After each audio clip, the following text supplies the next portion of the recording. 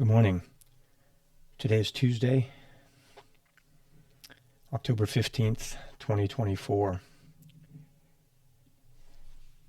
Today is also the 21st anniversary of a very cowardly attack launched by Hamas against some friends of mine in the Gaza Strip. We were assigned to the US Embassy in Tel Aviv. I'd been there for about a year and a half, and we had only recently had a bit of a larger turnover on the team. So I had been Bravo team from the beginning. So I was, those of you, anyone familiar with GRS operations, we work in teams of 4, and I was Bravo 3. All right, our team leader, my dear friend and brother, Mark Parsons, was Bravo 2. I was Bravo 3. But as in any kind of team dynamic, when you have 3 out of 8 team members turn over, you got to restructure. You can't keep all the experience on one team. So our team leader, Bravo 1, had moved on to another project in Iraq, changing up the dynamic. I then became Alpha 2, moved over to our sister team, and Mark stayed as Bravo 2. So anyway, that's not, it's just how it was. It changed the dynamic a little bit. We had some newer arrivals that we worked into the team. Still working with great guys, no doubt, but I think it I don't know, I wouldn't trivialize it and call it superstition, but you're on a roll. You've been Bravo team from the beginning, and we had a really good wave going. So anyway, team makeup is set up, and the way we operated, the mission, the tragedy as it turned out to be, that was intended to be Alpha Team's mission, because Alpha Team was the hot seat team that particular week, which meant any mission that came along, we got it. Now, if a second mission came along, then a determination would be made as to which of the missions was more of a high risk. The high risk mission would go to the hot seat team. The secondary mission, or the second mission that came up on the calendar, would go to the standby team, and we would alternate weekly. So up until the night before, the very night before, this particular mission was supposed to be ours. It was supposed to be Alpha Team's mission. So, and of all things, it was a one-stop escort for U.S. diplomatic personnel to a venue that we had been to, relatively safe venue. And I mean, I say relatively safe. I mean, the reality of it is there is no such thing. All right, there's no such thing in the Gaza Strip, certainly not now, but not even back then. All right, so remember, I'll be very, very crystal clear on this. I worked with some State Department personnel who I would trust with my life to this very day. To this very day. That's just how it is. I've worked with others. If I saw them crossing the street, I'd run them over. Plain and simple. All right. But the ones that I served with at the embassy, I couldn't say enough about them. They were right there with us through it all. And, part of, like this, right? Like this, like part of our team. But anyway, we get the word the night before, hey, change in mission, assisting the military attache's office, which we didn't do very often at all. My team was tasked with doing a long-range route reconnaissance, very, very low profile, long-range route reconnaissance from the northern tip of the Gaza Strip to the Egyptian border. We would, and I'll tell you, I think, when some of you understand this, when you get a mission like that, one, it's not the norm. It's not usual. It's not a simple escort of U.S. Embassy personnel to conduct interviews in a semi-passive environment, we were excited about it. Each one of us on Alpha Team was excited about the opportunity, because this route would take us into areas of the Gaza Strip that at the time the governing authority was, no pun intended, the Palestinian Authority were the governing agency in charge of Gaza at that time. So we were doing route reconnaissance in areas of the Gaza Strip that they would not even enter themselves, because they were under Hamas control, radicalized elements, and you're kind of in the zone at that time, and in support of the global war on terror. That was a mission. That was a mission to have. So, if anything, we're excited about it. We're excited about the opportunity to do something different.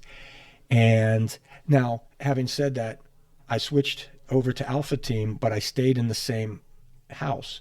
So I was living with my teammates, my brothers, my former teammates from Bravo Team. And I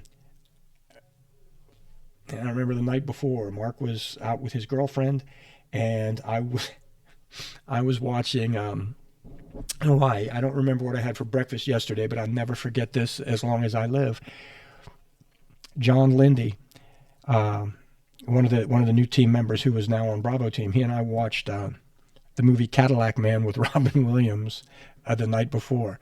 And just two guys sitting there watching the silliest of movies, just, grown men laughing like kids at a great comedic actor, And so the next morning, the timetable changed. They launched earlier. I hear them getting ready to go. I'm, just up having my coffee, checking my email, seeing what's happening with my family back home. Anyway, long and short of it, tragically, 3 out of 4 of my brothers were killed in that attack. There was one survivor, God bless him, Oscar. He's still healthy, and he's still doing the job. So, one of the things that I'll never forget, and I do want to share this, and it was kind of, again, one of those things that just sticks with you. The Christmas prior to that, so almost a year prior, based on a conversation over coffee or dinner, small talk. We were all Bravo Team at the time, small talk, and our team leader, Jim, I don't remember how it came up. It might have even been in reference to the HBO series Band of Brothers, but Jim quoted the St. Crispin Day speech from Henry V, and shared with us that was one of his favorite all-time, I don't know, for lack of a better word, poem. And Mark, who was the best of us, remembered that. So rolling up to Christmas, he went and he found the poem in its entirety. And his girlfriend, wonderful, wonderful girl, was an artist, a calligrapher. She's awesome. She got some parchment, and in calligraphy, in this beautiful calligraphy, she did the St. Crispin's Day speech from Henry V. Mark took it to a framing shop, had it blocked and framed, and that was Jim's Christmas gift from Mark that year. And the last time I saw it was 11 years ago, when we were at Jim's house. Some of us got together for the 10th anniversary of the attack. And he's this beautiful, beautiful bar room set up in his home with memorabilia from decades of service. And that framed piece is the centerpiece. It's wonderful. I mean, absolutely wonderful. But those of you who know it, I won't read the whole thing, but I do want to share the brunt of it with you. It's right before an epic battle against the French, and King Henry V says to his men, "We few, we happy few, we band of brothers, for he today who sheds his blood with me shall be my brother. Be he ne'er so vile, this day shall gentle his condition, and gentlemen in England now abed shall think themselves accursed they were not here, and hold their manhoods cheap, whilst any speaks that fought with us upon St. Crispin's Day." Never forgot that, and I don't believe I ever will. Um, 24 years, and I don't just remember them on their anniversary. I think about them every day. Every day. I think, call it what you want. I think that had we not changed the team dynamic, or at least had I still been a part of that team, and I don't say this with any arrogance, and I don't say this because I believe I possess any type of tactical superiority or anything like that. I just believe, to my very core, it would not have gone the same way. Probably because I have this uncanny luck. It's it's the strangest thing I've ever seen, but I've had more near misses and close calls and ridiculous. And I think you can carry that for a while, and then it gets heavy. But 21 years later, I do believe this. I think one of the things that I committed to, not knowing what else to do, was you decide definitively and once and for all that this is the hand you were dealt, and you will make every minute count. You just don't live your life. At least I'm not trying to tell anyone else that this is what they ought to be thinking, but this is what worked for me. This is what got me out of a dark, dark place. I decided that I would not only live my life for me, but I would live my life for all three of them as well. And seize opportunities by the throat, squeeze every ounce out of it, and just keep moving along, one step, one round at a time. That's the least I can do. So, as always, boys, I love you. I miss you. So, as I always ask, save my place. I'll see you when I get there.